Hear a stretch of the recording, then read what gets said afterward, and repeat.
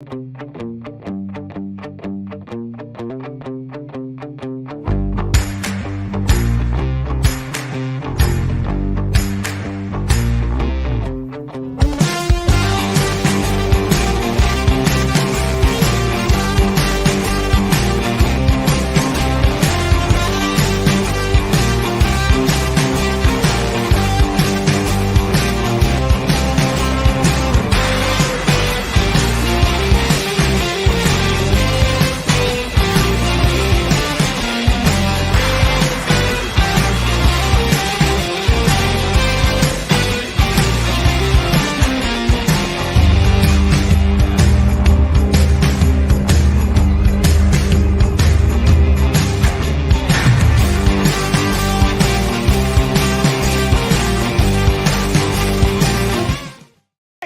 on now, fellas!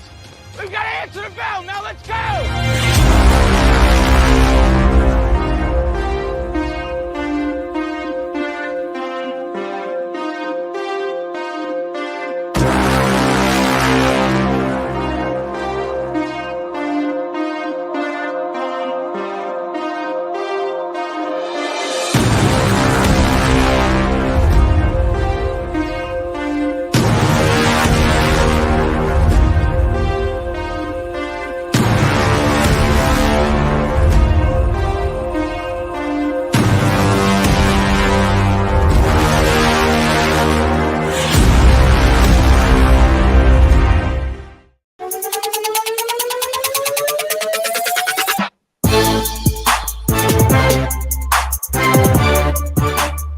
Good Friday afternoon. Welcome in. It's Main Street Sports Today, presented by Mid-Tennessee Bone and Joint in the Lee Company studio here in Columbia. I'm Chris Yao, joined as always by Maurice Patton, and it is a great Friday.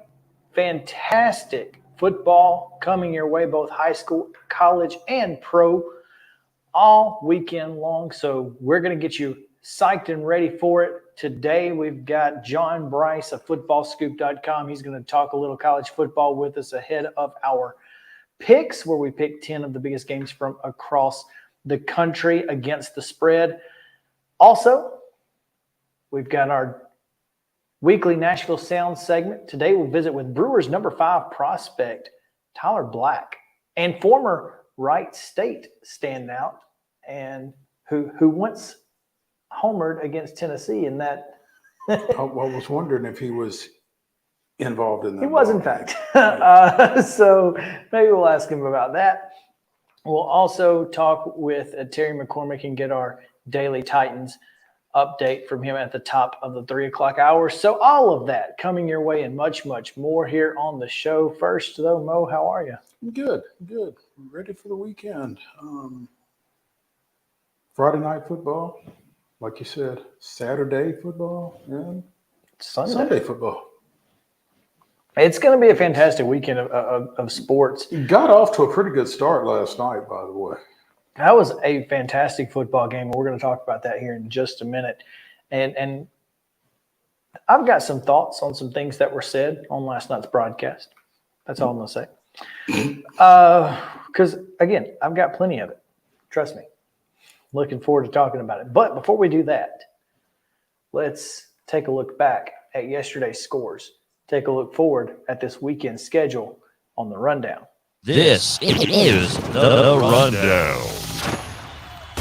The Friday rundown is brought to you by Chip Walters of Exit Realty Bob Lamb and Associates. The voice of the Blue Raiders also wants to be your trusted advisor in real estate. Contact Chip at 615-542-1915 or through his website at choosechip.net.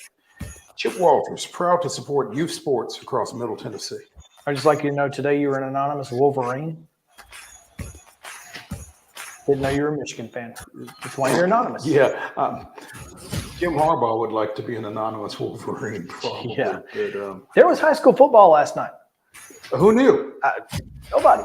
Was it in Kentucky? It must have been. I have no idea. Clarksville, though, shut out Hopkinsville, Kentucky, 42-0. So, and then the shutouts continued in volleyball because all of these games finished 3-0. Okay. Middle Tennessee Christian over Battleground Academy. Friendship Christian over Clarksville Academy. Columbia Central over Shelbyville, and football teams hoping to repeat that tonight.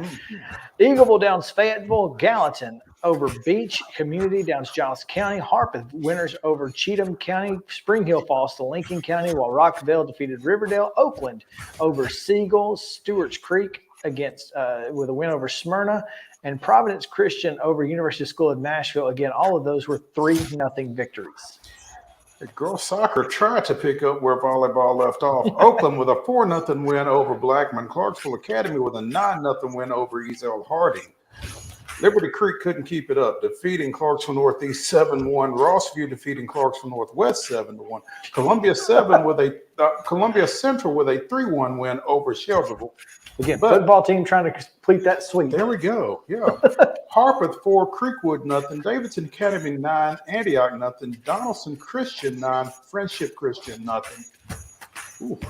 Russellville, Kentucky with a 2-1 win over East Robertson. Franklin defeated Brentwood 4-0. It was Franklin Road Academy 9, Middle Tennessee Christian 0. Murfreesboro Central with a 9-0 win over Giles County. Good Pasture defeated John Overton 4-0. Macon County with a 10-1 win over Greenbrier. Mount Juliet and Green Hill played to a 1-1 draw. McGavock blanked Kenwood 7-0. Lebanon and Laverne played to a 3-3 draw. It was Lawrence County 10, Marshall County 1, Martin Luther King 3, Lawson 0, Nashville Christian 9, Independence Academy 0, Ravenwood 1, Nolensville 0. Page with a 3-1 win over Independence. Pope Prep 3, Christ Presbyterian 0. Portland 7, Logan County, Kentucky 1. Culleoka with a 3-1 win at Richmond. Wilson Central and Smyrna played for a 1-1 draw. It was St. Cecilia Academy 7, Hillsborough 1. Hunters Lane doubled up Stem Academy 4-2. Stewart's Creek with a 4-0 win over Cookville. Summit 6, Centennial 2. Valor Collegiate 8, Cane Ridge 1. Spring Hill with the 1-0 win over Warren County. Cheatham County 9, Waverly 0. Merrill Hyde 3, White House 0. And Cascade 8, Zion Christian 1. Major League Baseball action yesterday. The Braves down the Cardinals to avoid a sweep. 8-5, the final score there. The Dodgers also avoid the sweep in Miami with a 10-0 win over the Miami Marlins. Diamondbacks took care of the Cubs 6-2. In minor league play, it was walk-off fashion for the Nashville Sounds as they erased a 6-run deficit to beat the Memphis Redbirds 7-6. How about that? WNBA played the New York Liberty down to LA 96-89. High school football action tonight. All of these games kick at 7 p.m. Lipscomb Academy is, okay. 7 p.m. local time. 7 p.m. local time. Lipscomb Academy is at Baylor, which means 6 p.m. Central. Portland is at Beach. That's an interesting game. Henry County is at Brentwood. Cane Ridge welcomes Hillsboro. Rossview is at Clarksville Northwest. Collinwood welcomes Eagleville, while Shelbyville will be at Columbia Central. Columbia Academy plays host to Huntingdon. Lebanon is at Cookville. Montgomery Bell Academy at Cross Presbyterian. Battleground Academy at Davidson Academy. Donaldson Christian hosting Providence Christian, and Gallatin is at Dixon County. Also, Knoxville Catholic is at Ensworth. Cornersville is at Ezel Harding. Fairview hosting Richland. Brentwood Academy goes to Father Ryan. Franklin hosting Independence. Riverdale traveling to Germantown. Franklin Road Academy is at Good Pasture. Grace Christian of Franklin hosting Friendship Christian. Greenbrier hosting Marshall County. Wilson Central goes to Green Hill. Tennessee Heat is at Grundy County. Mount Pleasant travels to Harpeth. Hunters Lane. Now, what did Mark North say? I think this game is at Hendersonville. At Hendersonville. Yes. Hunters Lane is at Hendersonville tonight. Westmoreland's at Jackson County. Centennial travels to Lawson. Joe Burns hosting Gordonsville. Clarksville Northeast is at Kirkwood. Giles County is at Lawrence County in the Cowbell game. East Nashville goes to Maplewood. McGavock hosting Overton. Clarksville Academy goes to Middle Tennessee Christian. Creekwood is at Montgomery Central. And Glencliff is at Nolensville. Again, all of those games are also at 7 o'clock. Continuing football action tonight, Oakland welcomes Antioch. Laverne is at Page. Pearl Cullen plays host to Pure Academy on that brand new turf. Red Bowling Springs is at home against Mount Juliet Christian. Coffee County goes to Siegel, while Smyrna is at home against Ravenwood. Station Camp's at Springfield, while Lincoln County is at Spring Hill. Rockville goes to Stewart's Creek. Stratford at home against Liberty Creek, and Summertown will be welcoming Loretto. Whiteman's at Summit. East Robertson's at Sycamore. Republic is at Charleston County. Mount Juliet will be at Warren County. Watertown welcomes DeKalb County. Webb Schools at home against Pope Prep.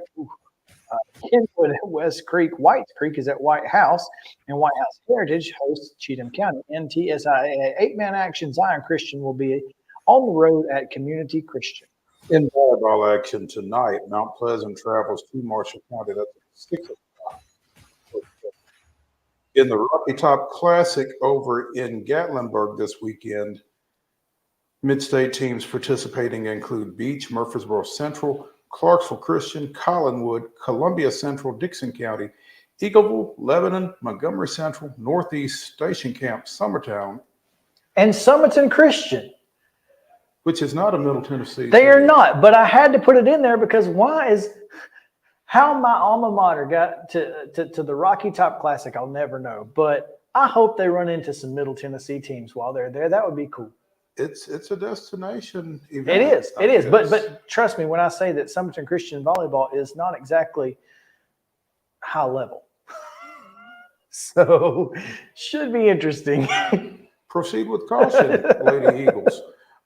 Saturday, Grace Christian of Franklin is at Providence Christian. That's an 11 o'clock start. In girls soccer action, 5:30 this evening, STEM Academy is at Hillsboro. And in the Smoky Mountain Cup, which I believe is also in Gatlinburg. Mm-hmm. Wow. Beach, Fairview, Father Ryan, Franklin Christian, Grace Christian of Franklin, Merrill Hyde, Siegel, Station Camp, University School of Nashville, West Creek, Hume Fogg, Providence Christian. I assume no Summerton Christian. No Summerton Christian this one. I'm curious if anyone has tried to get a hotel room in Gatlinburg this week. Good luck. Good luck. Major League Baseball action this weekend. Series R. Pittsburgh is at Atlanta. Arizona is at Wrigley Field against the Cubs. St. Louis goes to Cincinnati. Miami is at Yankee Stadium taking on the Yankees. And San Diego goes to Houston. In minor league baseball this weekend, Memphis and the Sounds continue their 6-game series at First Horizon Park. NFL action on Sunday, noon on CBS. You can see the Titans open their season at the New Orleans Saints in the Mercedes-Benz Superdome. College football action Saturday, again, 10 o'clock in the morning. Understand, 10 o'clock in the morning. Breakfast or brunch at least. Brunch with the Commodores. Vanderbilt is at Wake Forest. You know, Nashville is kind of a brunch city now, so this is perfect. Let's just be honest. It's 10 a.m. Central Time on the ACC network, which you can likely see if you have an ESPN Plus subscription. If you don't have an ESPN Plus subscription, you can't watch any of these games because Tennessee is hosting Austin Peay at 4 o'clock on ESPN Plus. UAB is at Georgia Southern at 5 p.m. on ESPN Plus. Jacksonville State at Coastal Carolina at 6 p.m. on ESPN Plus. Also at 6 is Middle Tennessee State at Missouri on ESPN Plus. And Tennessee State, can't watch them anyway. They're at home, though, against Arkansas Pine Bluff at 6 p.m. But if you want to watch it, you're going to have to go to, I assume, the Hole, because I can't imagine they're playing at Nissan Stadium. Well, I'm sorry. The Titans are on the road. They're probably at Nissan Stadium. So, anyway, WNBA action tonight. All of these games are on ION at 6 p.m. Indiana is at Connecticut. Atlanta is at Washington. At 7, Minnesota travels to Chicago. Also at 7, Dallas welcomes the Seattle Storm. And at 9 o'clock in the nightcap, the Phoenix Mercury hosts the Las Vegas Aces. On Sunday at noon, Dallas is at Atlanta and Minnesota is at Indiana. Also at noon, but on NBA TV, New York hosts Washington. And on CBS Sports Network, it's Chicago at Connecticut at noon. At 2 o'clock on ESPN. You got something? Go ahead. Okay. At 2 o'clock on ESPN2, Phoenix is at Las Vegas, and on ESPN3 at 2 o'clock, it's LA at Seattle. TSU Arkansas Pine Bluff is neither at the Hole nor at Nissan Stadium because it's the Southern Heritage Classic, Classic, and it's at Simmons Bank Liberty Stadium in Memphis. Sorry, Arkansas Pine Bluff, I didn't think, that's probably it in Memphis because I just don't associate Arkansas Pine Bluff, but you're exactly right. It is at the Liberty Bowl. Well, I mean, if I'm wrong, then so is TSU Tigers. Well, no, and us, we've talked about it. a bunch. I just completely slipped my mind that would be the Southern Heritage Classic. So there you go. There you go. It's Arkansas, Pine Bluff, and Tennessee State in Memphis. Go check it out. That's your rundown.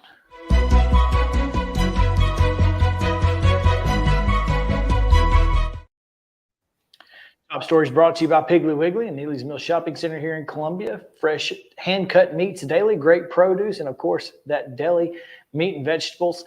Make sure to go get your meat and 3, a pint of cobbler, and you can thank me later. That's all I'll tell you. Top story, Mo, last night. The Detroit Lions,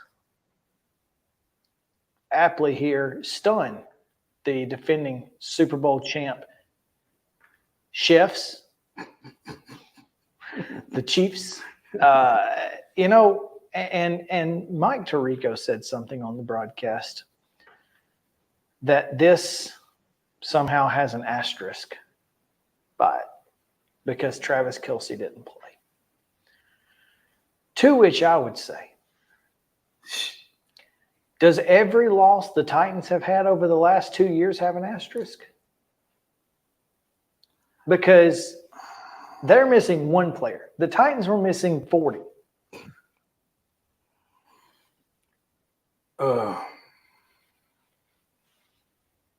There's no such thing as an asterisk in the NFL and professional sports.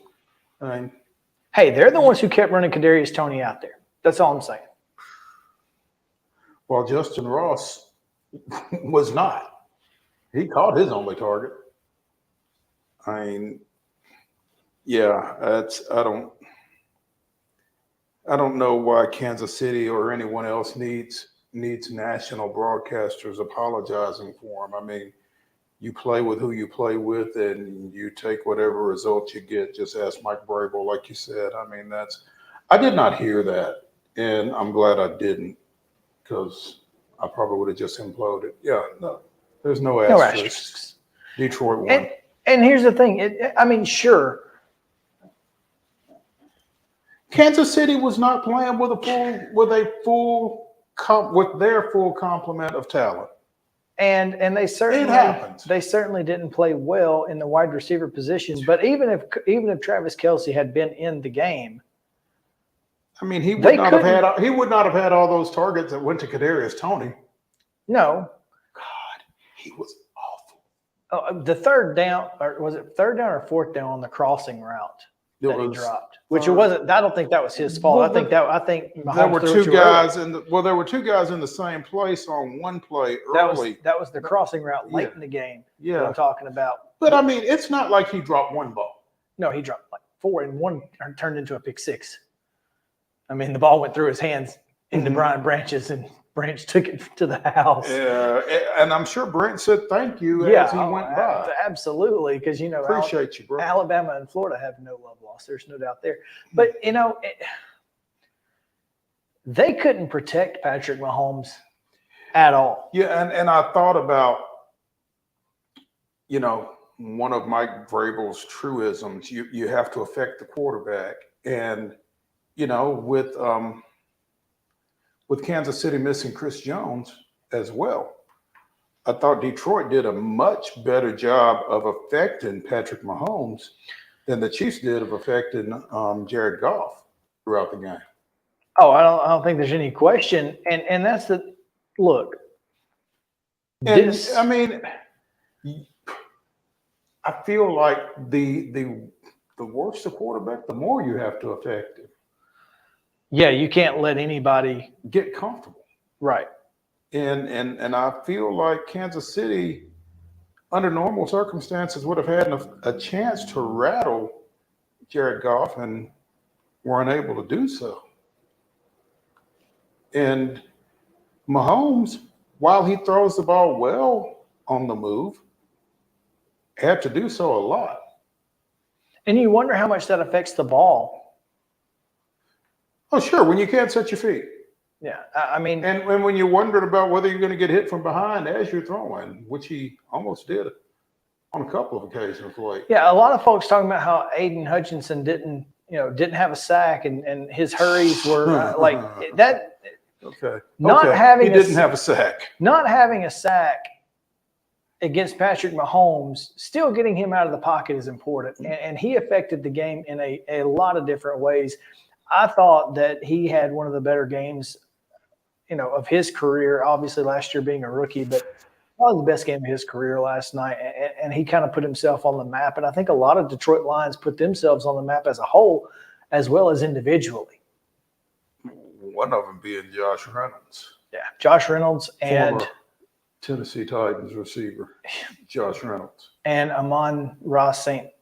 Pierre. St. Brown. St. Brown. There St. you Pierre. go. But I feel like they showed a lot of promise, and the NFC North might have just gotten real interesting. So we've got other things to talk about, one of which I guess hopefully we can get to it with John Brice maybe a little bit in our visit with him after the 3 o'clock hour. So we'll look forward to talking with him about this most recent revelation with the Pac-12. Plenty to get to in that. But right now we're going to take a break. Milwaukee Brewers number 5 prospect and current Nashville Sound Tyler Black set to join us on the other side of the break. So stick around here on Main Street Sports Today, presented by Mid-Tennessee Bone and Joint. Back to the Lee Company studio.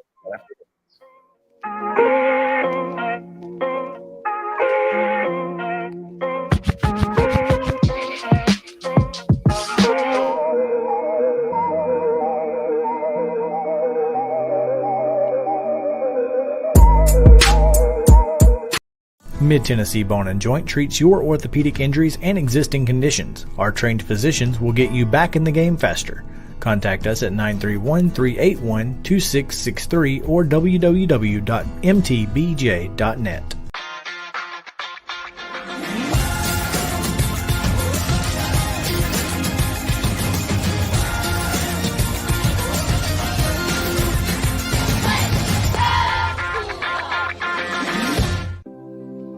Custom Stone Handlers supplies over 600 distributors and suppliers with quality stone products. Along with River Stone, we produce and distribute over 100 building, landscape, and other bulk products. Our goal is to provide quality products, service, and partnerships to ensure our customers' success. We firmly believe that the measure of any person or company is how they treat other people and customers. Give them a call at 931-490-4990 or visit CustomStonehandlers.com. With Lee Company technology, the best handymen are hands-off. Lee Company techs have been using visual findings and other smart technology tools for years to add transparency and virtually take customers along. You see what we see, whether we're in a crawl space or on a roof. With Lee Company, technology helps us help you, no matter what's happening in the world or at your house. You can't see the sights without the sounds. From the crack of the bat to the roar of the crowd and everything in between, discover what Hit City has to offer. Spend your nights cheering on the Nashville Sounds at First Horizon Park with giveaways, fireworks shows, theme weekends, and more. Single game tickets are on sale now. Visit NashvilleSounds.com to claim your seat today. Piggly Wiggly, located in Neely's Mill Shopping Center, is Columbia's locally owned and operated Cost Plus 10 grocery store dedicated to serving the community with low prices and smiling faces. Piggly Wiggly offers fresh, hand-cut meats daily, as well as daily hot plate lunches from their deli counter. You're certain to see smiling faces and a helping hand when you're here at Piggly Wiggly. Come by and check out our fresh produce, high-quality meats, and more. Down home, down the street, we'll see you at the Pig. Mid-Tennessee Bone and Joint has been the official sports medicine provider for Murray County Schools for more than 40 years. We specialize in orthopedic service, and our Ortho Quick Walk-In Clinic lets you bypass the ER. Visit us online at www.mtbj.net.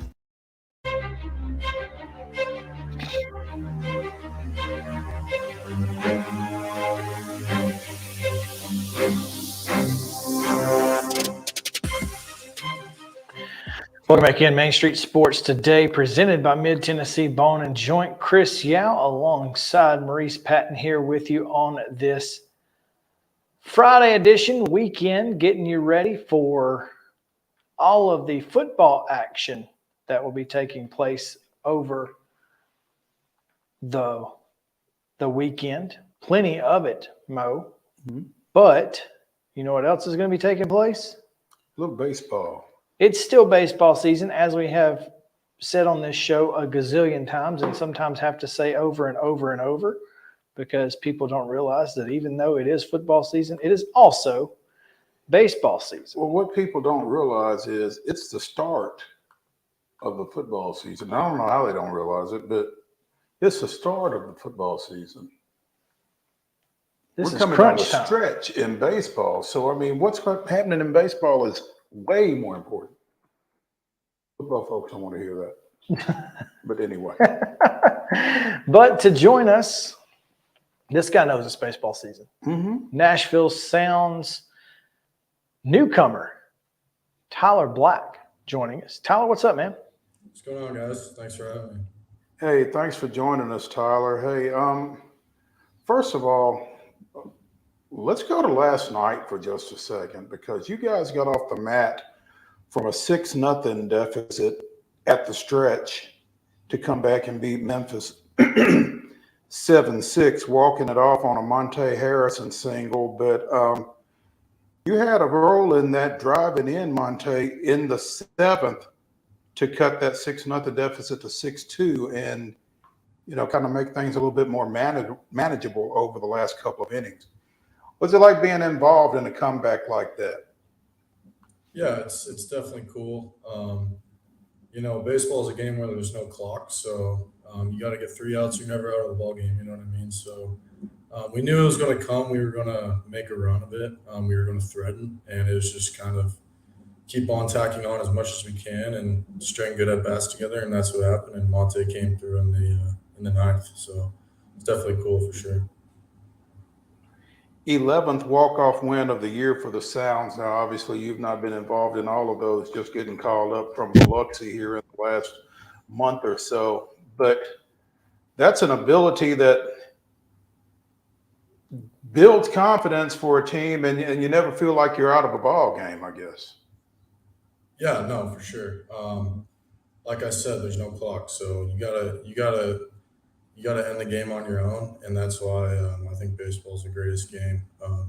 You truly got to win that game, and you know, for us, like I said early in the ball game, we were kind of getting shut down a little bit, and you know, never stop believing and just strung good at bats together, one pitch at a time, and sometimes that's all it takes. You know what I mean? So you can't stall, Chris. You cannot stall. That is one of the best parts about baseball. There's no question. 27 times they got to get you out. And it doesn't matter. I mean, yeah, there's a clock, but there's not a clock, and you can't run it out. And if you do, well, it's a penalty, and that's the best part.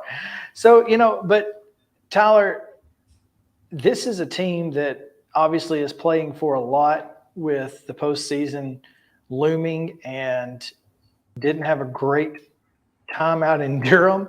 But you know, when you've got guys who feel like they're never out of it, in the clubhouse, that's that momentum, that enthusiasm, all of that, you know, can permeate and then put you guys on a roll here against Memphis over the weekend. yeah, no, for sure. And obviously it was a tough week in Durham, but I mean, that's baseball. You're gonna have ups and downs, and like I said before, man, just taking it one pitch at a time. Every game matters. You know, it doesn't matter if it's down the stretch or a ball game in July when it's 100 degrees. You know, it's just the same game. And I think the more we just focus on that and focus on one pitch at a time, everything's going to take care of itself. So, Nashville Sounds infielder Tyler Black joining us here on Main Street Sports today, presented by Mid-Tennessee Bone and Joint. Again, recent call up from AA Biloxi. Second full season of professional baseball after being drafted. Tyler, how does one make it?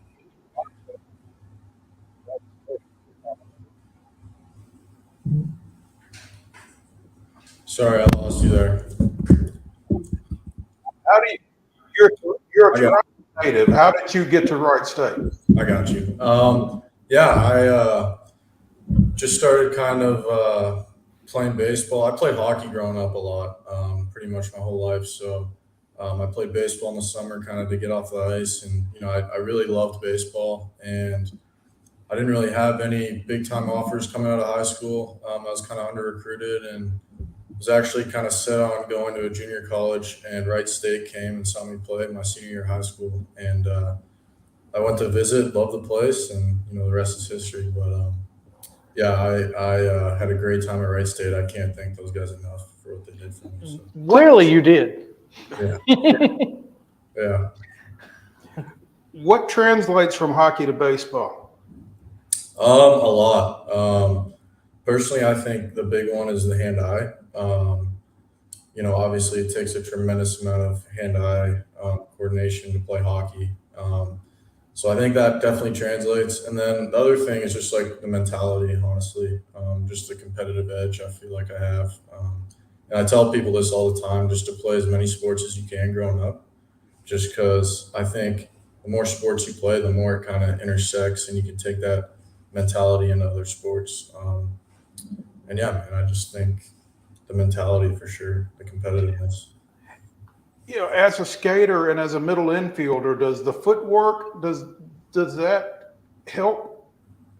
I think so. Yeah, that's another thing. The footwork, and then just like I think the hand eye is huge. Honestly, I was actually talking to someone the other day. They came up to me. They're like, "Man, like I don't know what it is about hockey players, but those guys never like swing and miss. Like they always have good contact skills." And it's funny because Sal Frelick, who was obviously here for a long time, he played hockey as well growing up. So me and him kind of have that in common, and I feel like we have similar game styles like that in terms of contact. So Pretty cool.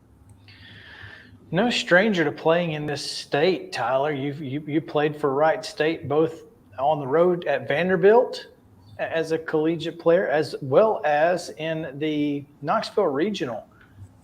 Had a lot of success in Knoxville, as a matter of fact. So, playing in Tennessee seems to be a positive for you. yeah, I'd say so. Obviously, I love it here in Nashville so far, but man, that Knoxville Regional was crazy. I tell people to this day that Friday night game we played the Bulls, it was probably the craziest game I've ever played in my life, in terms of just game style, the ending, everything. Obviously, we got walked off, and it wasn't the ending I would have liked, but man, like to this day, crazy ball game, great atmosphere. Definitely like a thing I'll never forget for sure.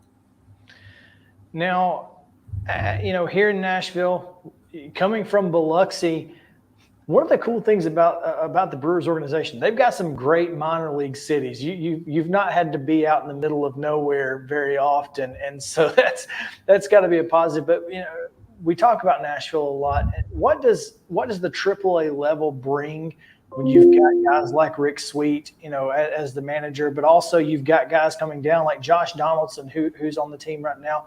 That mentorship that you get at the AAA level, how does that get you prepared for when you ultimately, get a call up, or at least to the spring training level where you get a chance to fight for a position? Yeah, and I think that's honestly for me the biggest difference from AA. In Biloxi, I was one of the older guys, and I came into the clubhouse, and I was one of the younger guys in an older clubhouse for sure. And yeah, it's been great so far, man.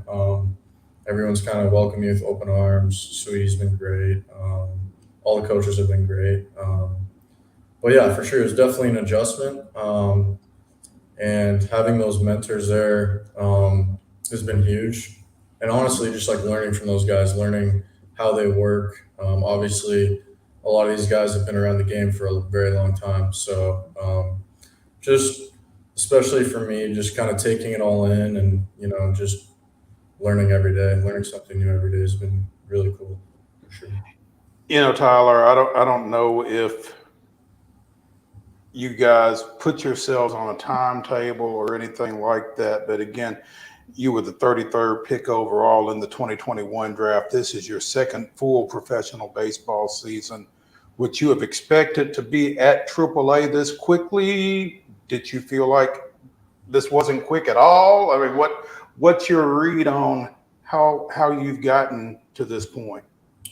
I definitely say it's pretty cool getting to AAA this year. Honestly, like I try to have no expectations. That's one thing I really focus on, especially in the minor leagues. There's just so many things out of your control, you know what I mean? So for me, that was a big thing coming into this year. I got hurt in high A last year at the end of the year, so missed about 60, 70 games over there. So this year, my main goal is to be healthy, no matter where I was. If I was in the big leagues, if I was in AA, AAA, it didn't matter. Just wanted to play as much as I can. And by doing that, I think I put myself in a good position, and I've just learned a lot, honestly. So. Well, it's certainly a learning experience, and you'll get your opportunity to show what you've got to the big club. But obviously, you know, a lot of guys in that middle infield that are playing a lot.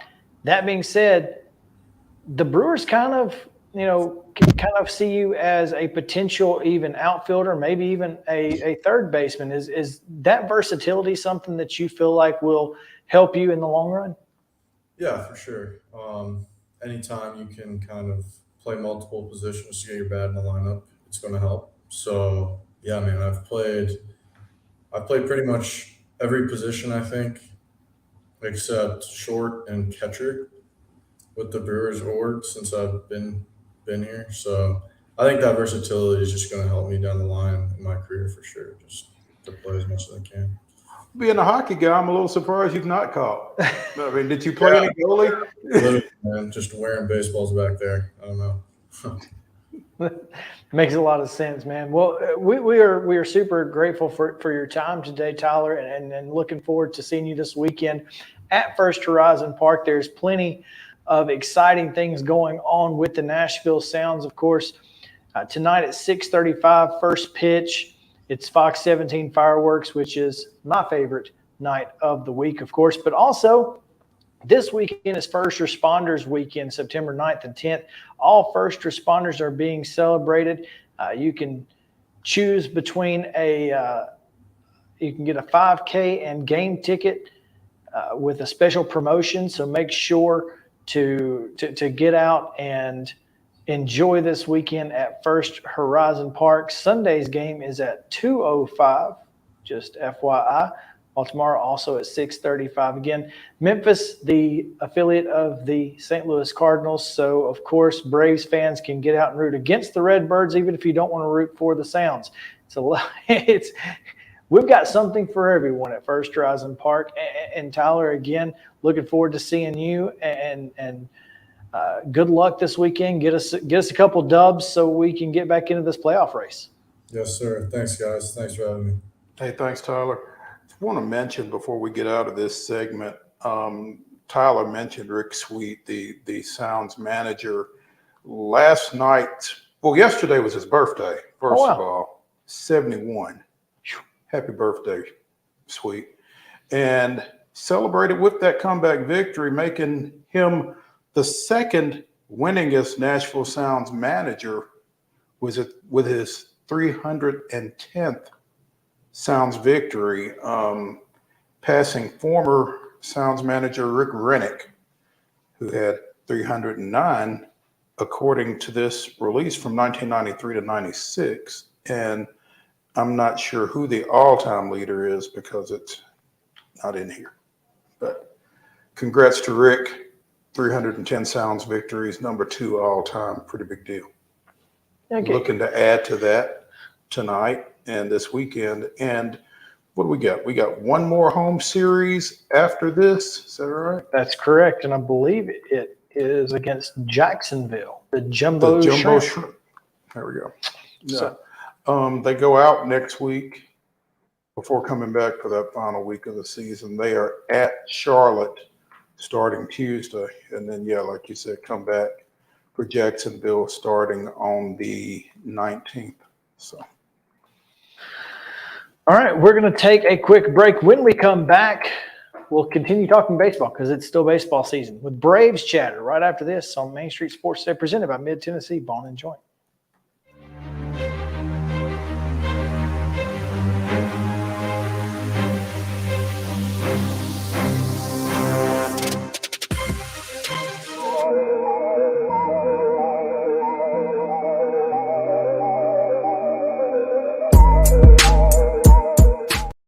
Mid-Tennessee Bone and Joint treats your orthopedic injuries and existing conditions. Our trained physicians will get you back in the game faster. Contact us at 931-381-2663 or www.mtbj.net. With Lee Company technology, the best handymen are hands-off. Lee Company techs have been using visual findings and other smart technology tools for years to add transparency and virtually take customers along. You see what we see, whether we're in a crawl space or on a roof. With Lee Company, technology helps us help you, no matter what's happening in the world or at your house. Jones & Lang Sporting Goods here in Columbia has been outfitting teams, officials, and anybody else from T-ball to college for 50 plus years. Be sure and check them out at 931-388-8060 or online at jonesandlang.com. Jones & Lang Sporting Goods, the look of a winner. Zion Christian Academy, zioneagles.org or 931-388-5731. You can schedule your appointment. Go tour their campus. It is beautiful over there, and you're definitely going to want to see it. Again, it's zioneagles.org. Give them a call, 931-388-5731, and schedule your tour today. Did you know that up to 80% of us will experience back or neck pain during our lifetime? Many of you are offered surgery or addictive pain pills to relieve your chronic pain. At the Dr. Gill Center for Back, Neck, Chronic Pain Relief, we have been leading the way to better health, naturally, and have helped tens of thousands of people right here in Middle Tennessee for the past 30 years. I came to Dr. Gill about 10 years ago after my local doctors recommended surgery. I knew about Dr. Gill and wanted to see if he could help me. 10 years later, I am pain-free, no surgery, and no pain pills. Surgery is scary, and over 40% of all back surgeries fail, creating a cycle of surgery and pills. There is a safer solution to your chronic pain. Make the call to the Dr. Gill Center for Back, Neck, Chronic Pain Relief today and get your life back. This office visit is normally $299, but call today and receive your initial consultation, report of finding for just $49. But hurry, this offer won't last long. Call 615-768-8743. That's 615-768-8743. You can't see the sights without the sounds. From the crack of the bat to the roar of the crowd and everything in between, discover what Hit City has to offer. Spend your nights cheering on the Nashville Sounds at First Horizon Park with giveaways, fireworks shows, theme weekends, and more. Single game tickets are on sale now. Visit NashvilleSounds.com to claim your seat today. Mid-Tennessee Bone and Joint has been the official sports medicine provider for Murray County Schools for more than 40 years. We specialize in orthopedic service, and our Ortho Quick Walk-In Clinic lets you bypass the ER. Visit us online at www.mtbj.net.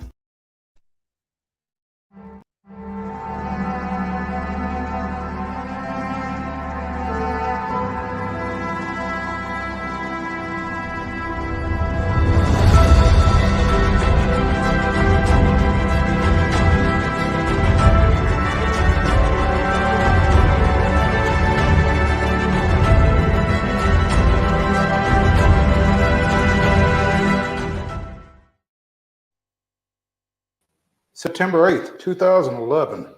In the second game of a doubleheader, Julio Teheran works 5 1/3 innings and allows 1 earned run on 5 hits to earn his first major league victory, improving to 1-1 with the Braves' 5-1 win over the host Mets. The victory gave Atlanta a sweep of the twin bill as rookie Mike Minor got the decision in a 6-5 win in the opener. The Mets started rookies Chris Swindon and Dylan Gee, marking the first time 4 rookies had started on the mound in a doubleheader since 1965. The Braves extended their wildcard lead to 7.5 games with the sweep. That was this day in Braves history. All the Middle Tennessee connections. We got Nashville Sounds legend Julio Teheran. Right. Exactly. Chapel Hills, Mike Minor. It's just we're out here just giving you all the Middle Tennessee. All we needed was for Dan Ugla to have had a big game. Right. It would have been. Hey, before we get too far from that Let's sounds segment, I just want to mention again, Rick Sweet moving into second place all time in managerial victories. All-time leader in that category is Trent Jewett, who from 98 to 2000, and then from 2003 to 2004, 2 stints, won 320 games. So Sweet's got a shot. Now, they'd have to do something really special here over this last 2.5 weeks. He's at he could 310? possibly end the year, huh? He's at 310? He's at 310. He could, by the end of the year, be the all-time leader. Jacksonville's series just became real fun. Sure. If you've got, 10 wins in the next, what? Well, they got 12. They got 15 games. You'd have to win 10 of them. That'd be tough. Boy, they'd have to win 10 to give themselves a chance in the playoffs. They're 4.5 back of Durham right now. Mm-hmm. So, yeah. And Lehigh Valley, who both are. So they got a little bit more to play for here over this last. Man, wouldn't that be 3 cool? weeks. Yeah. Anyway, talk a little bit about the Braves last night. Huge win, obviously, for Atlanta as they avoid the sweep from the Cardinals, and did so with a lot of help from the 2 guys who, well, 3 guys really, who you feel like when you got to have a game like this, these are the 3 guys that you need it from, and that's your MVP front runner, Ronald Acuna Jr., your infield stalwart, Matt Olson, who's been in the MVP race. The major league home run leader. And your ace, Max Fried. Now, Max had 1 bad inning, but other than that, pitched very, very well. And both Acuna and Olson got it done with long balls. Gotta love it when something like that happens. It's a good night. I love the fact that Acuna announced his presence with authority from the first pitch. I don't know how he hit the ball out. You are not the only one asking that question, but he did. Low and outside Low the and strike away, zone. and he drove it. I mean, got the barrel head down and lifted it right out of the ballpark. Yeah, and I mean, he was not there for the sentimentality of Adam Wainwright, Brunswick native Adam Wainwright, making his last start in the state of Georgia. He did not care. Did not care. And we didn't either. If we had gone into that game with having won the last 2, I might have had a little bit of sentimentality. But Ronald didn't care if Adam Wainwright was from Brunswick, Wyoming. It did not matter.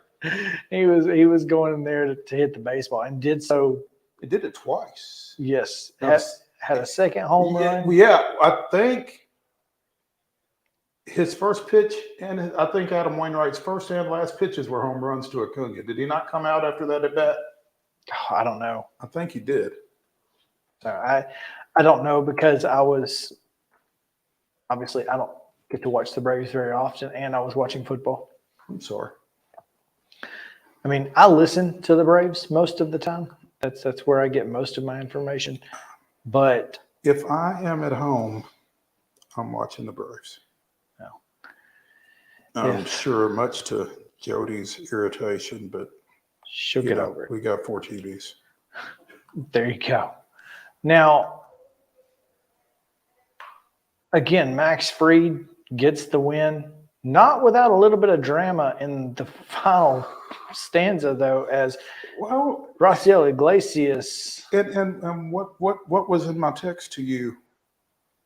It's all about closers in non-safe situations. Non-safe situations. I mean, I don't know why it makes a difference. I'll never understand why it makes a difference, but it clearly does. What was it, an 8-3 game when he came in? It was 8-3 and ended 8-5. Mm-hmm. Can't pitch your way into a save situation. So you cannot create your own save situation. No. Did not get the save in that one, but didn't have – look, I thought Pierce Johnson pitched well, threw 12 pitches, struck out a couple. If he's going to give you that, which I know, again, it's the Cardinals, but they beat our eyeballs in. Well, I mean, they just scored 21 runs in the last 2 games. So if Pierce Johnson can give you that, and then, of course, A.J. Minter, same thing, 15 pitches, 2 strikeouts. And, Iggy gave up a couple earned runs, gave up a couple hits, walked a couple guys, but he hadn't pitched in a while. That was his first time back on the and bump. I think that's why it was out there. It was exactly why it was out there. And so, not having the high leverage, sometimes closers just can't get the mentality around it. So, look, I'm not upset. Glad he was able to get on the bump. And hopefully this weekend's a little better as the Braves welcome in the Pirates. The Pirates. They welcome the Pirates, as we mentioned earlier this week, without Andrew McCutchen, which is a little tragic. Yeah, and again, probably won't ever see him play again with the injury that he's dealing with. But, they had such a great start to this year. Mm-hmm. But now they're down Kutch. They're still down O'Neal Cruz, who's going to be out for the year. It's just tough. That's unfortunate. I was really looking forward to, seeing O'Neal Cruz for a full year and what he was going to be able to put together.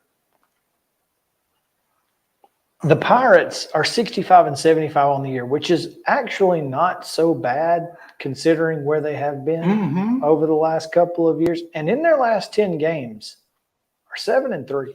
Of course. So Braves also 7-3. But, they've got a 3.60 ERA over those 10 games. I don't think that's going to hold. Because Ronald Acuna Jr. is going to push for 40 home runs. He's on pace for 40 home runs and 73 stolen bases. If he gets 40-70, it's over. And he's not MVP, forget it. It's over. Then stop giving it. Yeah, it's over. And Matt Olson leads the major leagues in home runs with 46. He needs 5 home runs to tie the Braves franchise record. Just 5. The guy that they're going to retire the number of this weekend. Tomorrow. Wouldn't it be interesting if he hit 5 this weekend? Yeah, I don't know if he can do it by tomorrow. No, he can't do it tomorrow. Well, I guess he could. I guess he could, because they do come in waves, as he told Kelly Kroll, apparently. And last night was his 3rd straight game with one. 3rd or 4th. So apparently it was let me go look. Did he hit one against the Dodgers Sunday? I saw a tweet that said 4th, but when I looked at his statistics, did he hit one against the Dodgers? His game log, I didn't see but 3 in a row. So I'm going to look at his game log right now to make sure that I didn't just miscount, because it's very possible that I did, in fact, miscount. It is, in fact, 4 in a row. He had the solo bomb against L.A. in the 3-1 loss on Sunday. So, yes, 4 consecutive days with a home run. Had not hit one since August 13th. And so. And now he's hit 4 in 4 days. And now he's hit 4 in 4 days. So, unfortunately, they've all been solo shots. Nobody's been on ahead of him. Yeah, that's it's a little disturbing, but still, it's nice to see the ball going out off of his bat. You mentioned number 25 going up at Truist Park during the ceremony tomorrow. Since his departure from the Braves, 25 has been worn by, according to BatteryPower.com, in an article they've got, Barbaro Canizares. Somebody wore it, like Ryan Church. That I remember. Troy Gloss. Okay. Juan Francisco. Interesting. Joey Tardoslavich. Jesus. Christian Bethencourt, Okay. Cameron Maben, Tyler Flowers, Christian Pache, and Alex Dickerson. So disrespectful.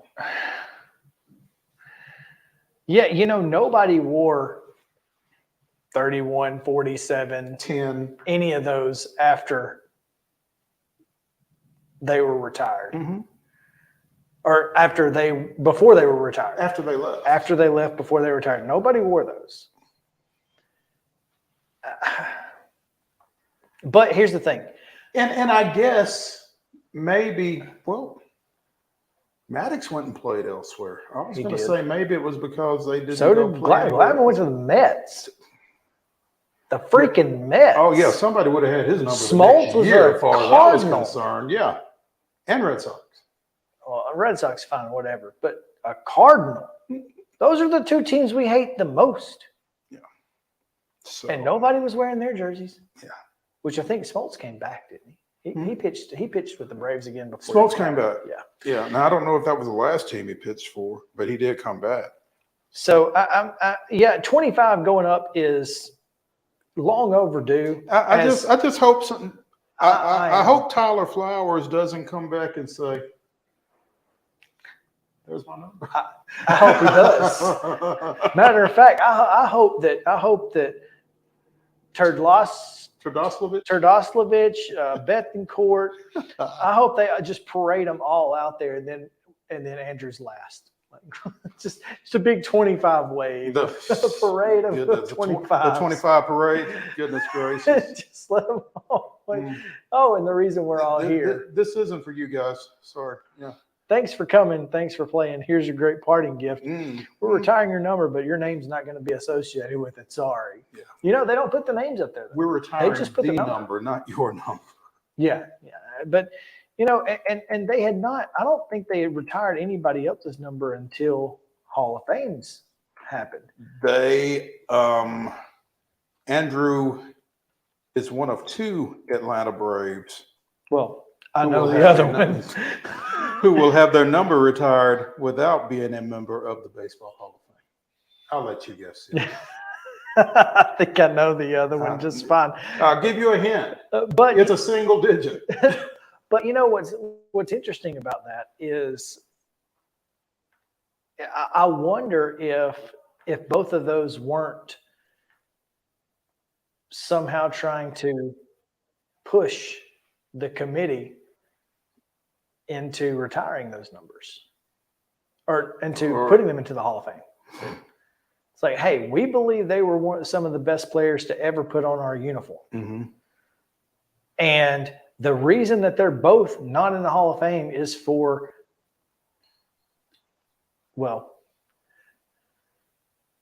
their decline after they were Braves. And Andrew has other issues. But that's been the big knock on Dale Murphy is that, he down the stretch, it'll fall out of his career. He has 398 home runs. I think, what is it? Everybody that's got 400 is in? I think so. So, he missed a magic number, but he was still the best player in his era, or one of the best players in his era. One back-to-back MVPs. Back-to-back MVPs. So, not many people do that. And Andrew, to me, for my money, Andrew, whatever you want to call him. Andrew with a U. I feel like Chip or Skip used to call him Andrew at times. And I don't know if that was on purpose or what. But for my money, best center fielder to ever play the game, bar none, including Ken Griffey Jr. Maybe not longevity, even though Griffey didn't play, much longer, but prime Jones, prime Griffey, give me Andrew every time. I want Iguodala. That's what that reminds me of. To me, he was the best in his prime. Zero question. 5-time All-Star, 10-time Gold Glover, Silver Slugger, Player of the Year. finished in second in MVP voting. Just you can, and again, Braves record holder for single season home runs. Well, for another few days. For now. So anyway, I think my feelings on Andrew Jones have long been documented on this show. They have, and you've even expressed them to Andrew. him. Yeah, Andrew knows. Andrew knows how I feel about him. So, and that's good enough for me. That's good enough for me. Have we got a lineup before we get out of here? I've not seen one, but I've not looked. So I've not seen one either. This is a weird time for not having a lineup, but yeah, because we usually do have one by this time. Yeah, Marquise Grissom and fire up the Jason Grilly will be there on Alumni Sunday this weekend, and Saturday, Andrew Jones bobblehead giveaway night. Of course, will they retire his number? Should be fun. Man. No lineup, which is intriguing. Also, Matt Olson, the Braves award nominee for the Roberto Clemente Award, which is awesome. Got to give him props for that as well. Mo, let's take a break. The top of the hour Titans report coming your way with Terry McCormick right after this. Stick around.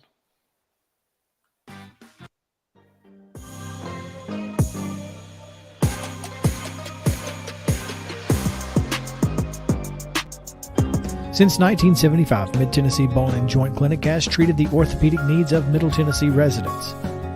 The trained physicians provide surgical options and minimally invasive options to treat all orthopedic needs. The walk-in clinic, OrthoQuick, helps you bypass the ER while treating sports injuries and acute needs Monday through Saturday.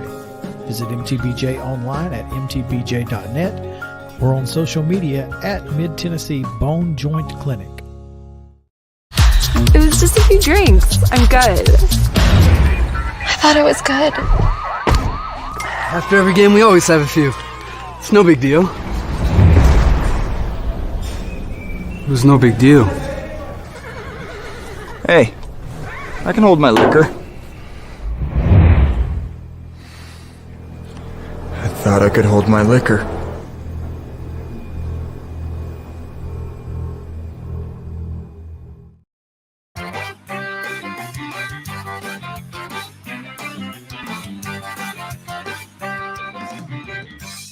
Welcome back in Main Street Sports Today, presented by Mid-Tennessee Bone and Joint. Chris Yao and Maurice Patton here with you, and it's time now for your top of the hour Titans report with Terry McCormick of TitanInsider.com, powered by Zen Sports. Terry, what's going on?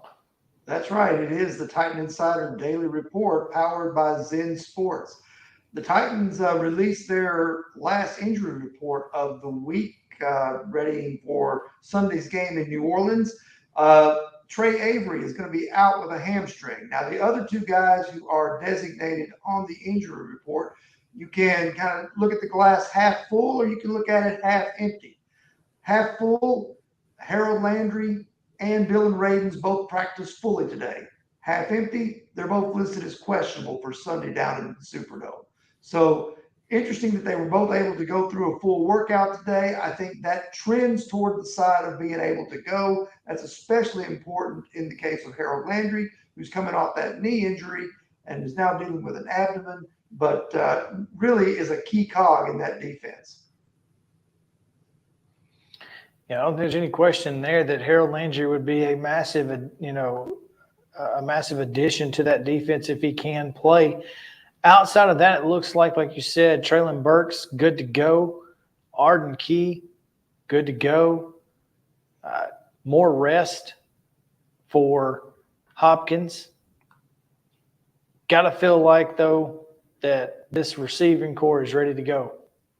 Yeah, and I'm interested to see this offense because, Maurice, you were in the press box with me last year covering the home games, and the Titans led the league in boring, and they need to figure out a way to open things up and have more ways to attack a defense than just running Derrick Henry into the line, 25 times a game. While that's very effective, they've got to have some balance from Hopkins and Burks and Chigakonkwo and guys like that in the passing game.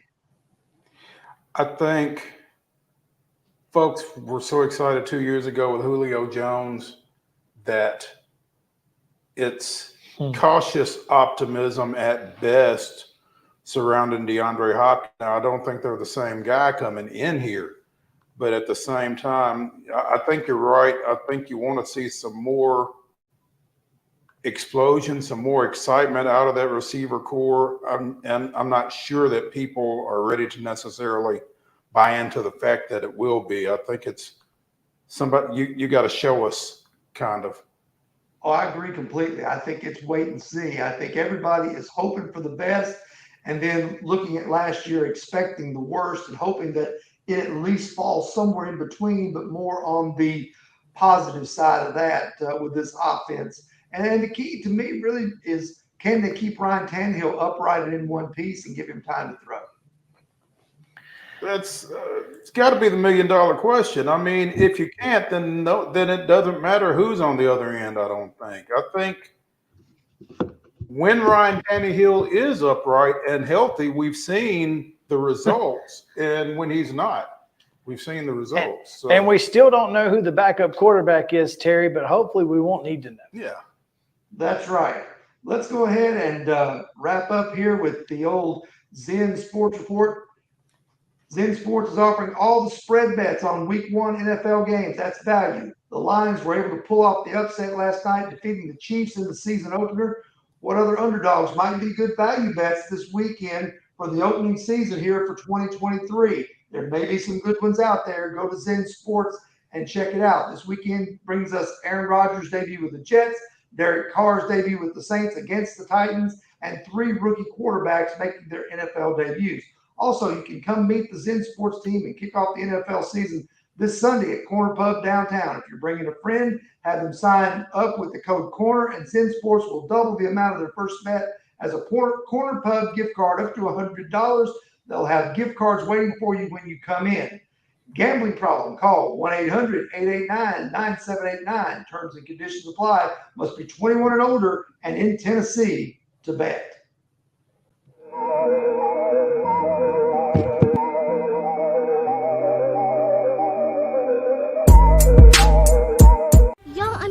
Right now, they have a dragon here. I saw it. But no, they don't. There's no such thing as dragons. I swear, I saw it. It had huge claws. Get out of here.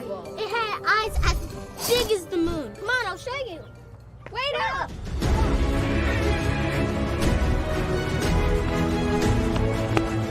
Do you hear that? We're almost there. Whoa! I told you so. That is a dragon. Tired of hanging lights every year? We get it. That's why Southern Nights is here to help. We install programmable lighting on your home or business so you can enjoy beautiful, customizable lighting all year round. No more ladders, tangled lights, or cold nights outside. We do the work, you do the celebrating. Call Southern Nights today and take the hassle out of holiday lighting forever. For a free quote, give us a call at 931-241-3074 or visit our Facebook page at Southern Nights. There is nothing better than drinking an ice-cold beverage while taking in a Nashville Sounds baseball game. Hi, I'm Stephanie Miller with Mornings on Main Street. The Nashville Sounds and Main Street Media Television have teamed up to promote Sunday Family Fun Day here at First Horizon Park, each Sunday home game. Just go to your favorite Main Street Media website and click on Sounds Main Street Media Day banner to register to win free tickets. And then we'll see you here at the ballpark.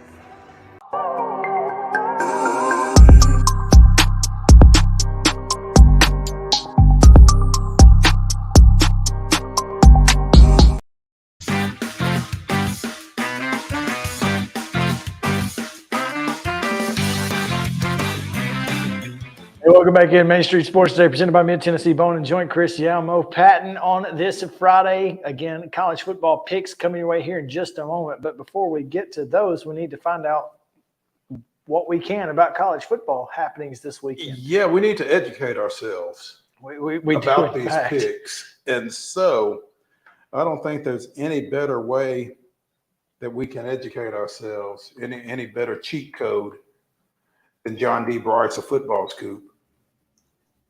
Welcome to the party, man. Hey, thanks, boys. I'm looking for the other guest if you're talking about cheat codes and a college football expert. But no, always fun to visit with you all, and always appreciate the chance to join you. Well, we appreciate you taking the time to join us, and it is you that we are referring to. John, to continue a conversation we had yesterday with Tony Siracusa from The Last Word on Sports, is Clemson done? You know, I've been saying honestly since really last season, Mo, that Clemson and Dabo Swinney specifically is at the Philip Fulmer junction of his career. I've said this earlier this week on our Football Scoop podcast, and you covered the program for a long time, Mo. You know what I'm talking about. He's at a crossroads. He really is. He's been very set in his system. It's worked very well for him, but it has not worked the same for the last 4 or so years, and it's going to continue to have obstacles the way that he wants to run his program. They've not embraced the transfer portal, which good for him, trying to win his way and not embracing the transfer portal and still trying to lean primarily on high school recruiting. I love that component of it. But he's also sort of outdated in the way that he doesn't allow commits to take other visits, and if they do take other visits, then he considers them decommitted and they no longer really are welcome at Clemson. I think that's got to be reevaluated. And then he's not recruited as well. And that's not opinion. That's fact. They were a top 5, top 6 recruiter for a long time. I think the past 2 seasons, they've been more along the 13 to 15 nationally ranked class. And you get exposed at sometimes like that to win at the highest level. That is a pretty spot on analysis of the situation. Sure. And anybody who was around and paying attention to the Tennessee program in 2007, 2008 certainly would agree with that, I think, at this point. And we talked about, Mike Krzyzewski refused to recruit one and done guys. Well, he figured out pretty quick that if you want to win championships, you got to recruit those guys. And he kind of changed his ways. So I'll be interested to see if that happens with Dabo and where Clemson goes from there. And I mentioned this yesterday, Tennessee being good and, going and getting a lot of those same recruits, because Clemson and Tennessee recruit the same areas. They just do. And Tennessee getting those big time recruits that they weren't getting for the last 10 years certainly hurts recruiting for Clemson. So yeah, man, what a time to be alive if you're not a Clemson fan, I guess, or if you're a Clemson hater.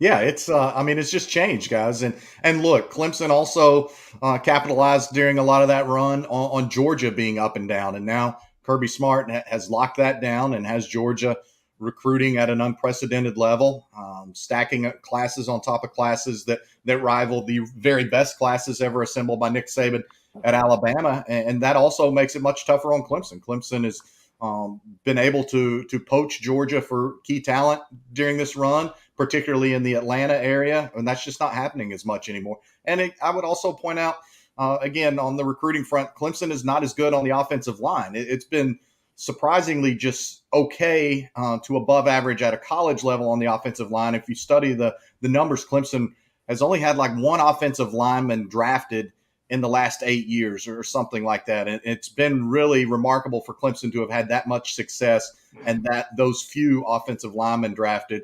And I just don't think Clemson is the same team in a lot of areas. And then Dabo Swinney has made some questionable hires, but until he went out and got Garrett Riley. So there's an indicator there that he knows he has to make some adjustments. Now the key is he fully letting Garrett Riley run his system and what Garrett Riley wants to run? The same questions that we're asking at Texas A&M. Is Jimbo Fisher truly going to let Bobby Petrino run the show, or is he going to continue to meddle? Those are the 2 most high-profile head coach to offensive coordinator situations that I think everyone in college football is studying this season.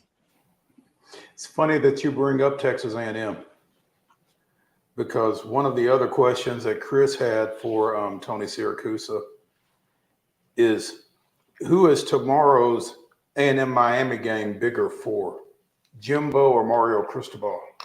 I think it has to be Jimbo. This is year 6 for Jimbo. This is when Texas A&M wasn't supposed to be a top 25 team. Texas A&M at this point is supposed to be an automatic college football playoff contender going into the season and playing for a CFP berth or a New Year's Six bowl. And they've only done that once under Jimbo, and that was the abbreviated season of 2020 due to COVID. So I think this is game 2 of year 2 for Mario Cristobal. This is game 2 of year 6 for Jimbo Fisher, coming off a disastrous 5-7 season. They've had a number of players enter the portal. They've had to kick some players off. So I think that it's a much bigger game for Texas A&M and Jimbo Fisher than it is for Mario and Miami. And let's not ignore the fact that it's bigger for Texas A&M and Jimbo Fisher because their schedule gets tougher than Miami's schedule from here on out. I don't think there's any question there. John, some really interesting games this weekend, and one of them I think is interesting because of the storylines surrounding both of the programs. Not necessarily that it proves to be competitive. It may be, it may not be. I don't know. But Iowa and Iowa State. Iowa putting the 25 points per game, I guess, benchmark on its offensive coordinator, and Iowa State dealing with both programs dealing with betting issues, but Iowa State's starting quarterback it has been, relieved of his duties on the team. Oh, and by the way, every politician in the presidential race is going to be there. This is just a weird game.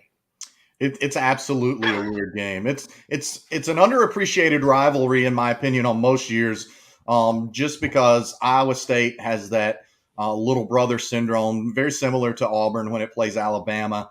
But Matt Campbell has done some great things at ISU. Kirk Ferentz is the longest tenured head coach in all of college football, but certainly they set offensive football back decades a year ago. It was like that.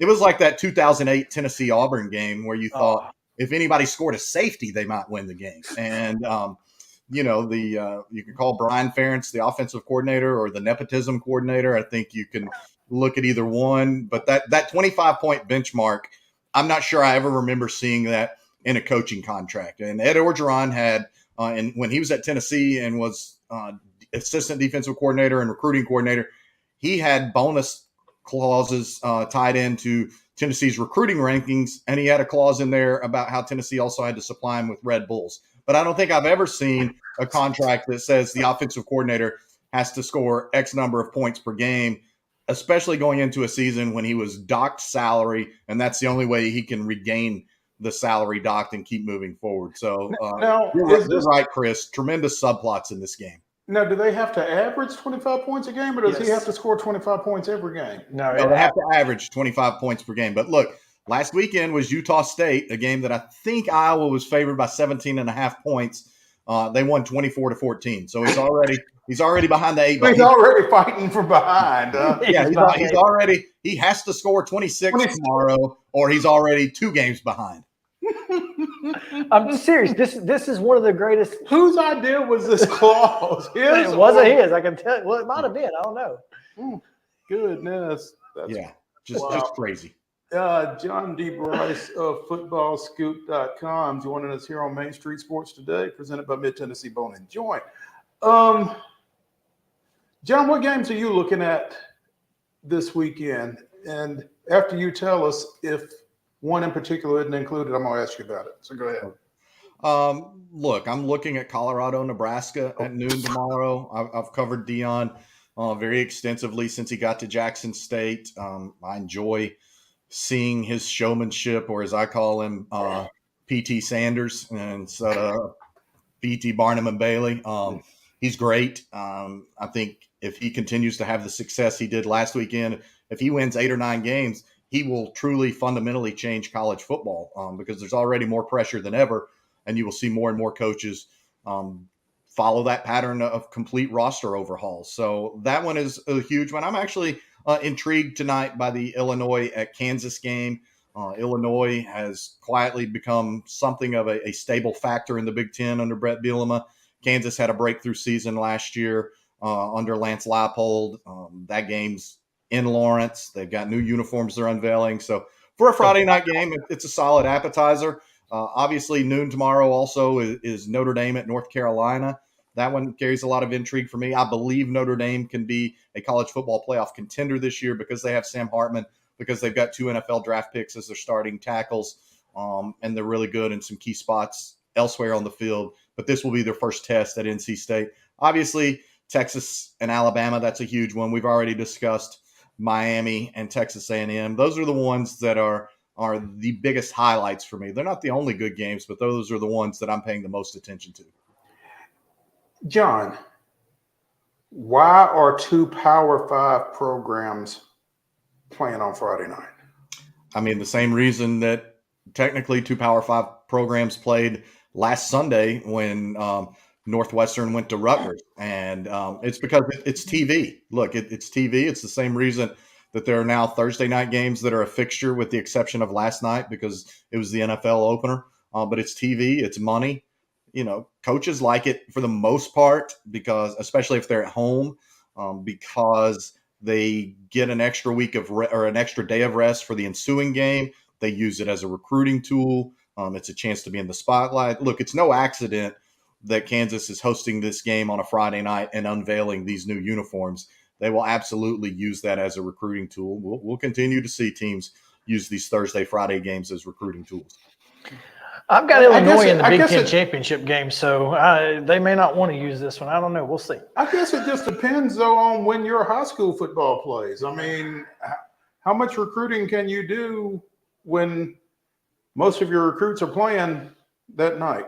Yeah, I mean, that's absolutely a fair question. It's not going to be a great game for hosting visitors unless you happen to be in an area that plays a lot of its games on Saturdays, kind of like they do in the Northeast and some other areas of the country, even California, some in Texas. For the most part, you're right. It's cutting down on having recruits at the actual game.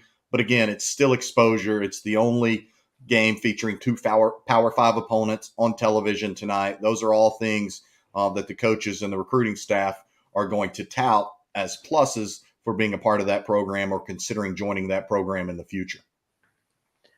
You said it, Texas, Alabama. Let's talk about it. Jalen Milroe looked pretty good against Middle Tennessee State. Going to have a little bit tougher test this weekend, all due respect to the Blue Raiders, who we love. But it's going to be a little different this weekend. And obviously Texas feels like they need to get a win to really solidify themselves. Yeah. And look, Texas probably wins this game a year ago if Quinn Ewers doesn't get hurt. They were maybe 17.5-point underdogs last year and were the better team most of the game. And I think that was a better Alabama team than what this Alabama team is. I've talked to some people at Texas within the last 10 days. There's not overconfidence, but there's certainly belief and confidence that they can go into Tuscaloosa and win the game. The key thing that Texas believes, and I think this isn't earth-shattering or anything, but it's one of the elements I will watch the most. Texas believes now, I guess here in year 3 under Sark, that it is much better physically equipped in the trenches on the offensive and defensive lines to be an SEC type of program week in and week out. And so this is going to be a tremendous test in that regard. But their physical stature is the phrase that I was told. They believe that they have much more physical size and presence to compete with an Alabama and continue their transition toward the SEC a year from now. They better figure out how to block Dallas Turner is all I can tell them. John, you mentioned right off the top Colorado, Nebraska, and you extolled the virtues of Coach Sanders. He's quickly becoming a polarizing figure in college football, is he not? He is, and I've been asked this question, and certainly his persona probably rubs some coaches the wrong way, but I do believe most coaches are just uneasy about if he's going to have big success with that sort of dramatic roster overhaul. And I've made this point. It's not just college coaches. There are a lot of high school coaches concerned about the changes to recruiting and their kids being left behind a bit right now because of the transfer portal. And then especially, and it's not just Deion, and people want to just point at Deion. Let's not ignore the fact that last year TCU played for the national championship in the CFP and had a tremendous number of key transfers and roster turnover. LSU won the SEC West last year after they had finished the year before with 38 players on their roster when they played a bowl game. And so, again, they utilized recruiting, signing day, and the transfer portal extensively. And we know that USC did under Lincoln Riley. He took everybody he wanted with him from Oklahoma, including Caleb Williams. And then he went out and got Jordan Addison from Pitt, the top wide receiver, and he made some other moves. So people are singling out Deion, and probably because Deion is so candid about it. And I give him a lot of credit for that. I wrote a story yesterday about Deion getting on the phone with the father of a player who is in prison. And as they're boarding the plane home to Boulder last week after the win at TCU, Deion Sanders is talking to this player's father from his jail cell, from his prison. And he's talking about he had promised that dad that he was going to take care of his kid. And the kid is sitting there saying, you know, Coach Prime stands on his word. And I do believe Deion loves the attention, but I do believe he also is well-intentioned. Let me say this. I don't know if you have not gotten a chance to watch his interview with Joel Klatt, do it. Yeah. I promise you will have a different opinion of Deion Sanders. If you have a negative opinion of him now, after watching that interview, your opinion will at least soften. I promise you, it blew me away, some of the things that he said in that. And I think you're exactly right. I do think his intentions are good for the most part. And that being said, though, he does have to win. Yeah. And listen, Matt Rule's a good coach. Absolutely. And Nebraska is a program that has been on the edge for 3 years now, 2 years and a game. 7-26 in one possession ball games. Yeah, since 2018 or something, I believe it is. They ever get over that hump and watch out, Nebraska's scary. This is a game that they could get over that hump, and boy, what a jolt in the arm it would be for them to beat Colorado in prime. And here's the thing. It would be huge. Look, I believe Nebraska should be 1-0 right now. I thought Nebraska was the better team last week at Minnesota and looked like the better coach team at Minnesota. They just had 4 turnovers, including 2 really devastating turnovers in the fourth quarter when they led 10-3 and then were tied and had a chance to go win the game. And one bad call that took a touchdown off the board. Yeah, and so that's a fair point. I think Nebraska will try to keep Deion's offense off the field tomorrow. We saw what Shedeur Sanders did last week to the TCU defense. But, yeah, look, I made the joke to somebody the other day. What have you seen more of, Andy Griffith reruns or Nebraska close losses? It's a pretty close competition, guys. That's such a rainouts on TBS aren't happening these days, so there are fewer Andy Griffith reruns, but they're still out there. But there are more Nebraska close losses, I do believe. Yeah. So at John D. Bryce 1, if you're looking for him on Twitter, and if you're looking for him, that means you're not already following him, which is your mistake. That's on you. John Bryce, footballscoop.com. Man, we appreciate you. Hey, I appreciate you guys. Always love visiting with you. Hope you have a great weekend. One other quick Prime shout out. Deion's director of recruiting at Colorado is none other than Corey Phillips from right there in Nashville. He was at Vanderbilt a while, at NC State. So he does have a direct tie to the mid-state there. There's a lot of people. He's got 2 because former Vanderbilt assistant Darius Darden-Box is out there on his staff as well. He was former Vandy assistant, former Vandy linebacker. Yeah. Played his high school ball at Pearl Cone. Corey played at Father Ryan. So, yeah, a couple of Middle Tennessee ties out there with Coach Sanders. Yeah, thanks for pointing that out. That's a good Absolutely, boys. Have a great weekend. Thanks for the visit. All righty. John wearing some Masters gear that you can purchase somewhere outside of Augusta. You can purchase it somewhere else. That hat you can. But you know what? I bet he purchased it at Augusta. He probably did. Yeah. He doesn't get the email that we all get every year. Exactly. So, man. It is what it is. We've got 10 college football games to talk about and to pick against the spread. Some of them are ridiculous. There's no reason we should be picking them, but we are because ESPN picks them, and it's the only way I can keep up with my personal record. So stick around and we'll come back to Main Street Sports Today, presented by Mid-Tennessee Bone and Joint after this.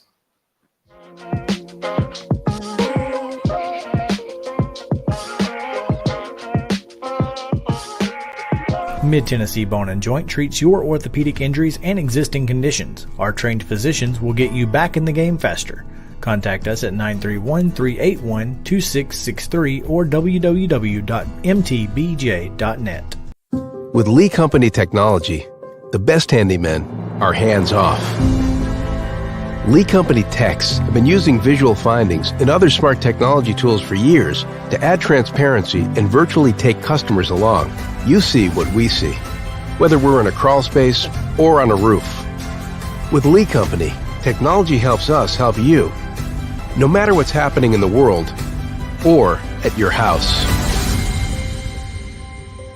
Jones & Lang Sporting Goods here in Columbia has been outfitting teams, officials, and anybody else from T-ball to college for 50 plus years. Be sure and check them out at 931-388-8060 or online at jonesandlang.com. Jones & Lang Sporting Goods, the look of a winner. Zion Christian Academy, zioneagles.org or 931-388-5731. You can schedule your appointment. Go tour their campus. It is beautiful over there, and you're definitely going to want to see it. Again, it's zioneagles.org. Give them a call, 931-388-5731, and schedule your tour today.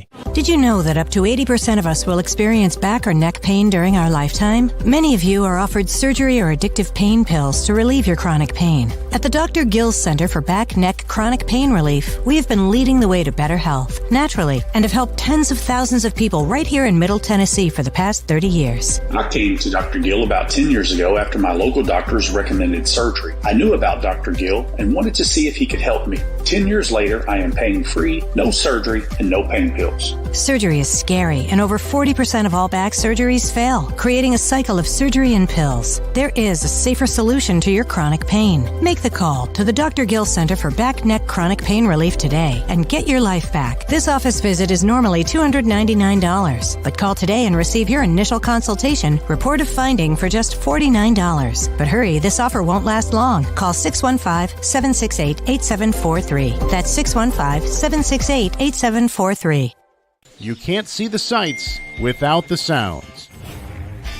From the crack of the bat to the roar of the crowd and everything in between, discover what Hit City has to offer. Spend your nights cheering on the Nashville Sounds at First Horizon Park with giveaways, fireworks shows, theme weekends, and more. Single game tickets are on sale now. Visit NashvilleSounds.com to claim your seat today.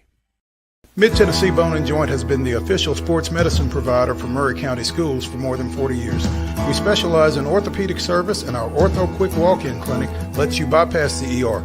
Visit us online at www.mtbj.net.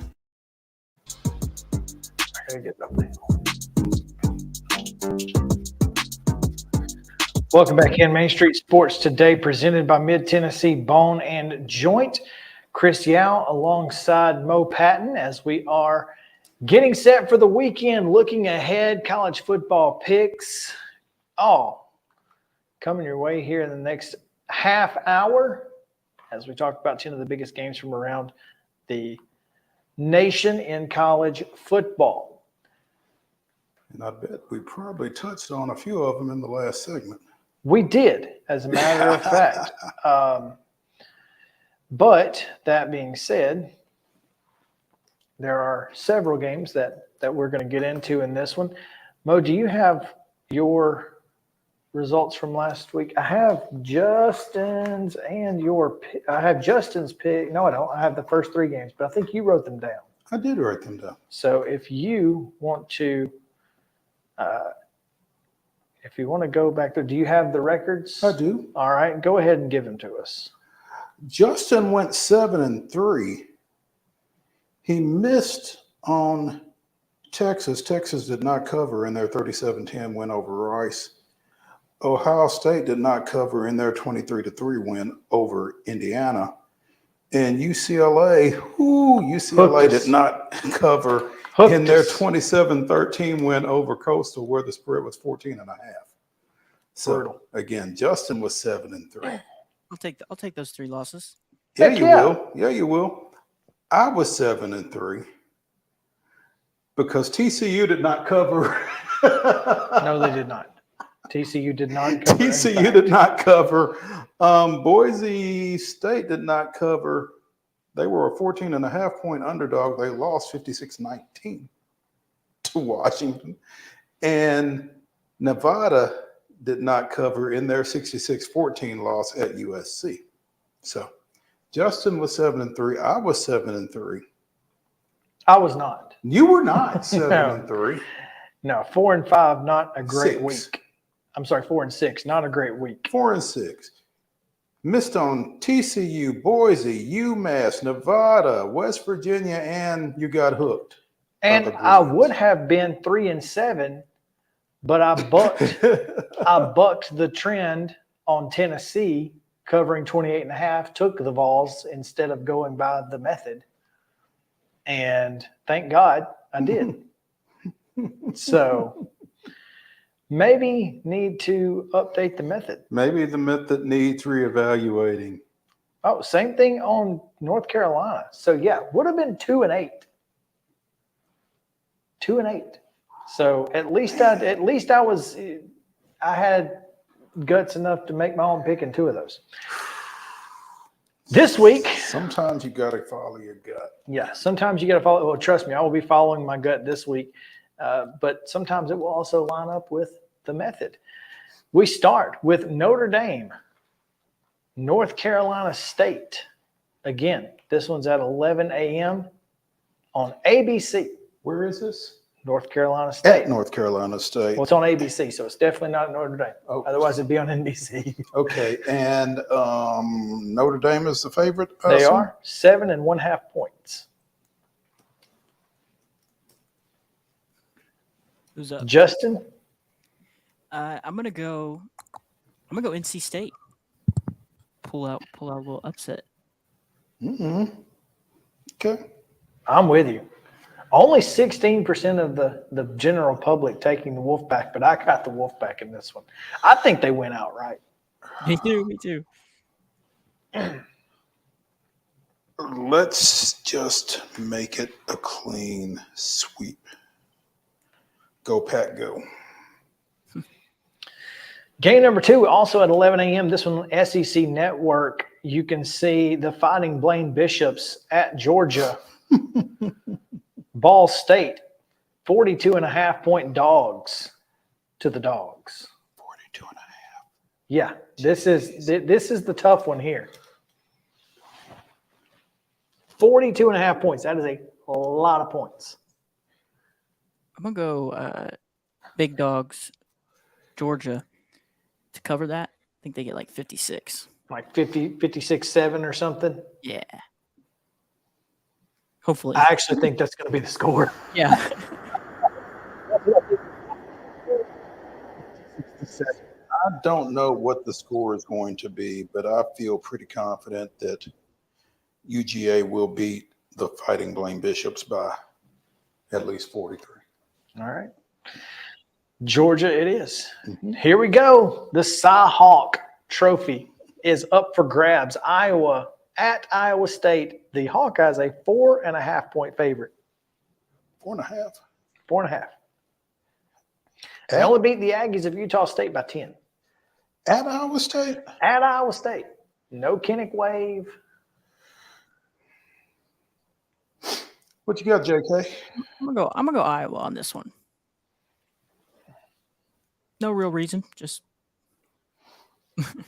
I just don't think that Iowa State's going to have very much offense. I don't know what they've got with the issues surrounding their program.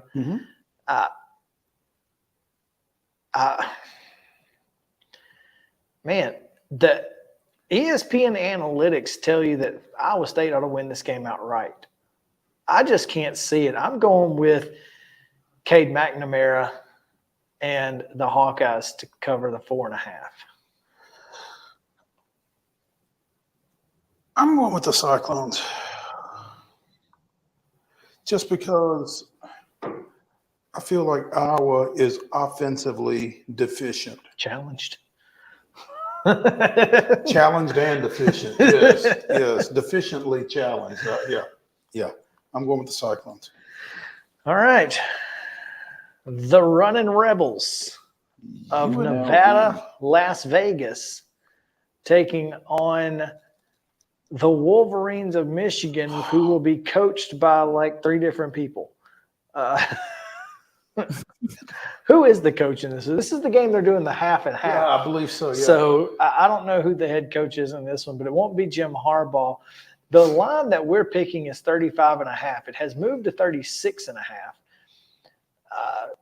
Obviously, you know, we'll see what happens with Barry Odom and the running Rebels, but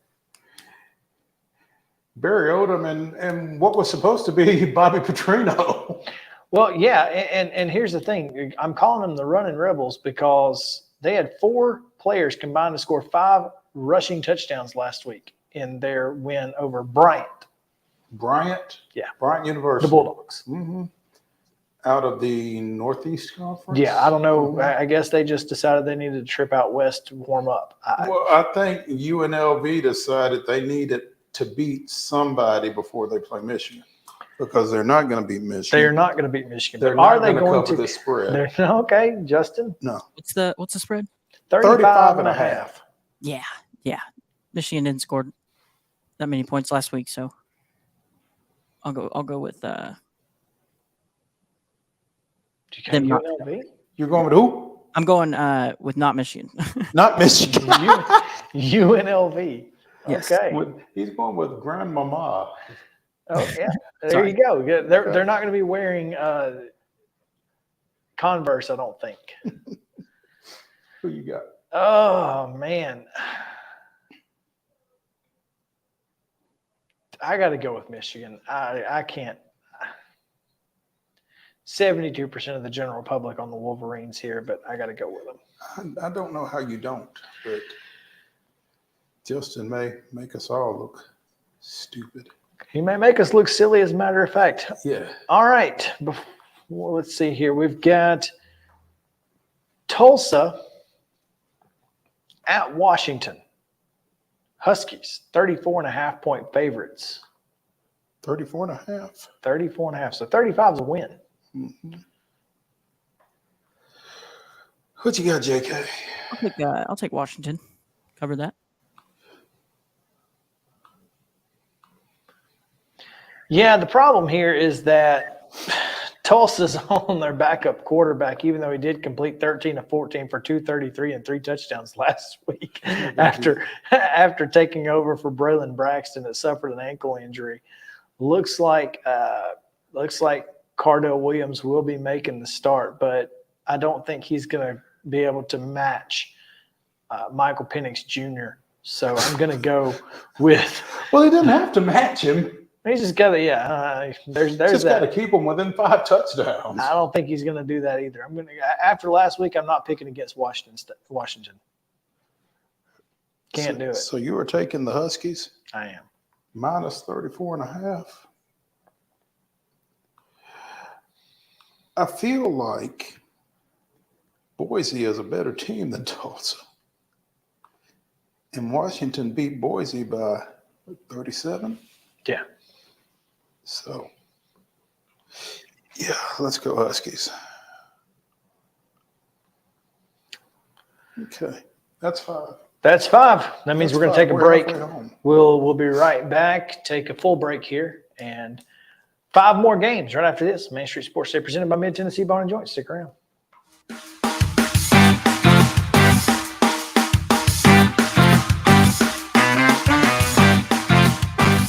Mid-Tennessee Bone and Joint treats your orthopedic injuries and existing conditions. Our trained physicians will get you back in the game faster. Contact us at 931-381-2663 or www.mtbj.net.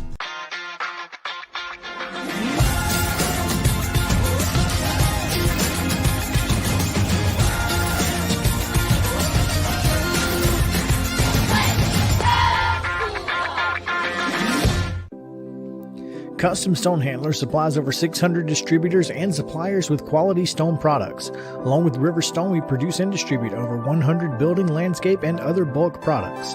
Our goal is to provide quality products, service, and partnerships to ensure our customers' success. We firmly believe that the measure of any person or company is how they treat other people and customers. Give them a call at 931-490-4990 or visit CustomStonehandlers.com. With Lee Company technology, the best handymen are hands-off. Lee Company techs have been using visual findings and other smart technology tools for years to add transparency and virtually take customers along.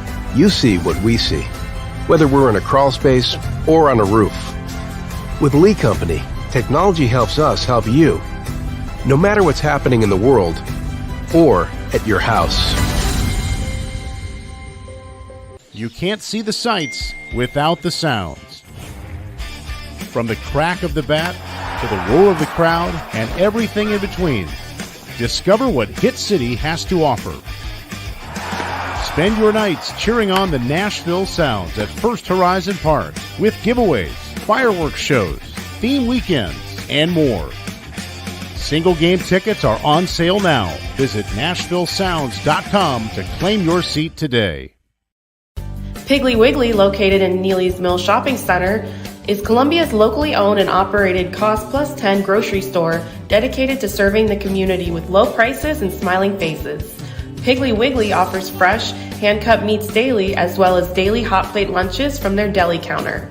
You're certain to see smiling faces and a helping hand when you're here at Piggly Wiggly. Come by and check out our fresh produce, high-quality meats, and more. Down home, down the street, we'll see you at the Pig. Mid-Tennessee Bone and Joint has been the official sports medicine provider for Murray County Schools for more than 40 years. We specialize in orthopedic service, and our Ortho Quick Walk-In Clinic lets you bypass the ER. Visit us online at www.mtbj.net.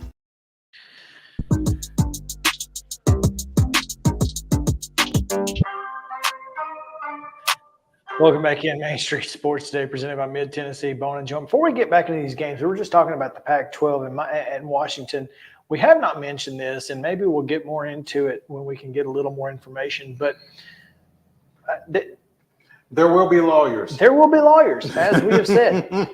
Apparently, Washington State and Oregon State are now suing both the Pac-12 and George Kliavkoff personally. That's funny. That's particularly funny to me. As his role as director and commissioner of the conference. And essentially, they are suing to retain all rights to any monies paid to the Pac-12 after these other teams leave, because the bylaws state that notice must be given, and once notice is given, they no longer have voting rights. It doesn't say, however, in the bylaws what method by which notice must be given. Therefore, Washington State and Oregon State are arguing that you have been announced as members of other conferences. That's pretty well noticed, if you ask me. We are on notice. We noticed. Exactly. So here's the thing. This is wild. Technically, Washington State and Oregon State could change the bylaws to say only member institutions remaining in the Pac-12 may be eligible for conference championships, and they would just automatically be in the conference championship game. Put us down. Wouldn't that be something? Add that to the schedule. Yeah. That would be wild, but awesome. What they gonna do? Kick us out? Yeah, you can't. Yeah, you're already out. We noticed. But seriously, we talked about how they could keep all of the media money, all the NCAA money, all the college football money. They could conceivably do that, especially if this lawsuit works. And I think they've got an argument. It's going to be interesting. I'm no lawyer, but I did sleep at a Holiday Inn Express last night. We know a couple, though. We might need to see if there's a way to. I mean, we might need to reach out to your boy Mitt. Maybe he would be good. There are some folks who would have more insight than we do. Yeah, but I think it's really interesting. So I'm looking forward to seeing how this one plays out. I'm sure there will be some sort of settlement that will be advantageous to the Beavers and Cougars. Advantageous being the key word. Yes. So anyway, thought that was interesting. All right, we continue our pick'em as we get to the back half of these 10 games with North Carolina, 17th ranked Tar Heels at 4:15 on the ACC network, hosting Appalachian State. Oh. And as anybody who watches college football remembers last year's Appalachian State North Carolina game, I remember texting you going, "This is bonkers," and it absolutely and was. I flipped it over, and it was in fact bonkers. Okay. So North Carolina is a 15.5-point favorite over the Mountaineers, or as they like to be called, the Neers. You can call them whatever you want to, but you can call them losers by at least 3 touchdowns. I'm taking the Tar Heels to cover. I second that decision. Dang, I thought I was going to be in the majority here. No, But no, because as close as App State played them last year, and Mac Brown is already pissed off. Mac Brown is – oh, and let's talk about that for a second. So Tez Walker ruled ineligible by the NCAA. Some folks are saying, why not just play the kid? Seriously, what can the NCAA do? They don't govern the college football playoffs. So if North Carolina was to be good enough to make a New Year's Six or college football playoff game, they could. They don't govern the bowls at all. Any bowl can offer North Carolina State to come play in them. North Carolina to come play in them. They don't govern them at all. North Carolina could play this kid. And what's the NCAA going to do? Make them vacate the wins? We know what happened on the field. I think it would be the greatest move in the history of college sports if Mac Brown just said, just roll him out there. Let's go, if he's out there on the field tomorrow. It would be the greatest move in the history. It would be all anybody's talking about. It would be Mac Brown saying players over everything, a recruiting crystal ball. Tell me that it wouldn't be the greatest thing you've ever seen in college sports. It would certainly rank. Anyway, I'm going North Carolina. Either way, either with or without Tez Walker. With them, I think they win by a long shot. All right, Oklahoma, 18th ranked Sooners at home against Southern Methodist of the ACC. Big ACC-SEC matchup here as this one will kick off at 5 o'clock on ESPN+. Good luck seeing it. The Sooners by 16.5. I'll take that. I'll take Oklahoma. I'll take that as well. Brent Venables, this is your one chance. I ain't picking you again if you mess this up. Don't mess this up. I got the Sooners. 6 o'clock on ESPN. Of course, the one we're all looking forward to. Number 11, Texas at number 3, Alabama. 7.5 points for the Tide. Texas at Alabama. 7.5. 7.5. JK, what you got? I'm going to go Crimson Tide. Definitely. Yeah.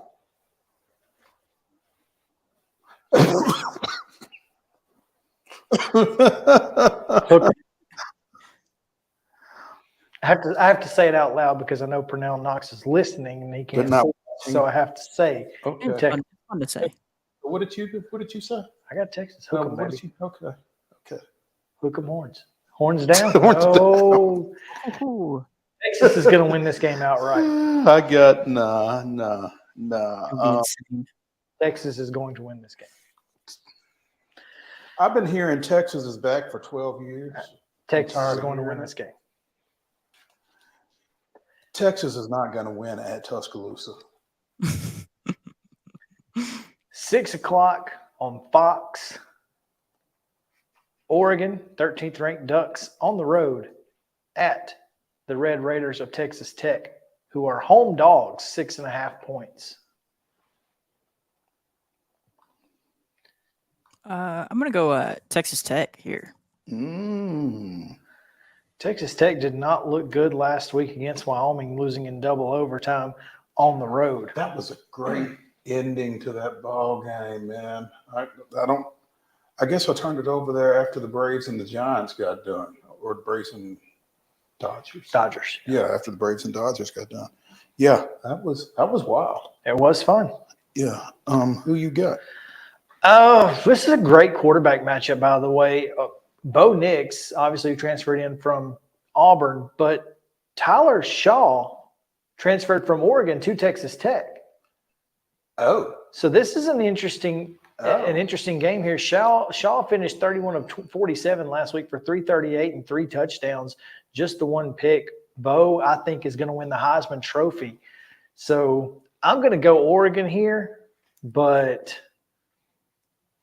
I think this is going to be a lot of fun to watch. We have a local involved in this ball game. Tennessee Tech center Rusty Stats is from Watertown. Okay, Watertown. Yep, transferred out there from Western Kentucky most recently, and I think he was somewhere else before that. Maybe a service academy, Air Force, I think. But all of that said, you have convinced me about Bo Nix. I'm going with the Ducks. Listen, I think at least in this one, I think Bo Nix is much better suited for the Oregon offense in the Pac-12 than behind Auburn's terrible offensive line while he was there in the SEC. Bo's he's gonna put up big numbers. Now, whether or not it gets him a Heisman, I don't know, but I think he's going to put up huge numbers. Staying in the Pac-12, and this one is Pac-12 After Dark, 9:30 kick on Fox. Stanford at USC, 29.5 points for USC. How many times have we seen this play out?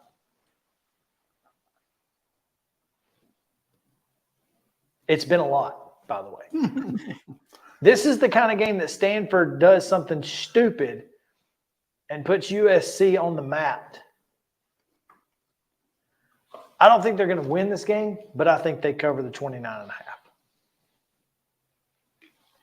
Yeah, I tend to agree with you on that one. I mean, I think you're right in everything you just said. I think USC wins this ball game.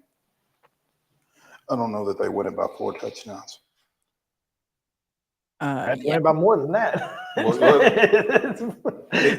I don't think they win it by 4 touchdowns, let alone by 29.5. There you go. Yeah. So Yeah, that's too many points. So we're all taking Stanford then. Is that right? Yes. Yes, now, sir. here is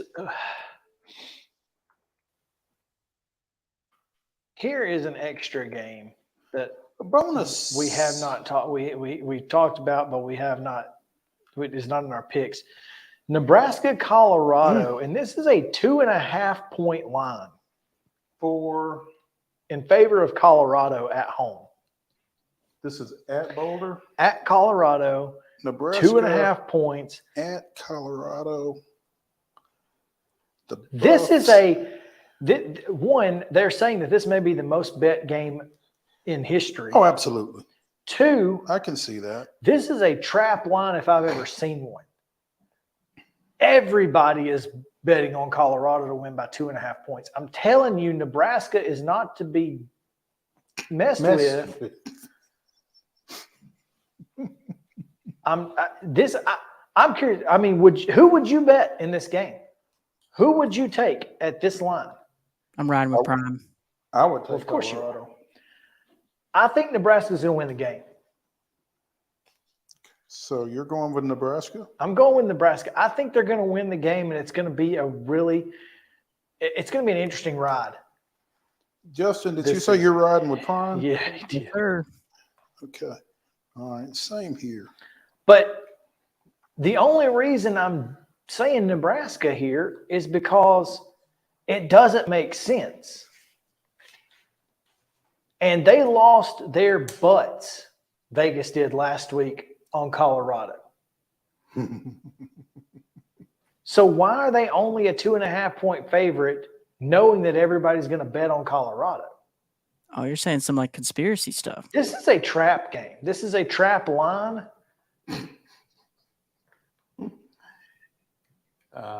All the money is on Colorado, all of it. And these lines aren't moving like you normally would to try to get 50-50 bets. So why? What does Vegas know that we don't? Watch out for Nebraska. It's going to be a good night of high school football. Make sure to get out to a high school football game if you are so inclined. In fact, real quick, you will be at the Pegasus Cup between Loretto and Summertown. I will be at Lindsey Nelson Stadium for Shelbyville and Columbia Central. Lawson Smith will be at Spring Hill as the Raiders try to win two in a row. At Lawson Smith 15. Yeah. Or just follow us at MS_sports today. I'll be retweeting all of those and at Main Street Preps from across the mid-state. We'll see you guys back here at 2 o'clock on Monday for the Monday Mirror on Main Street Sports Today, presented by Mid-Tennessee Bone and Joint.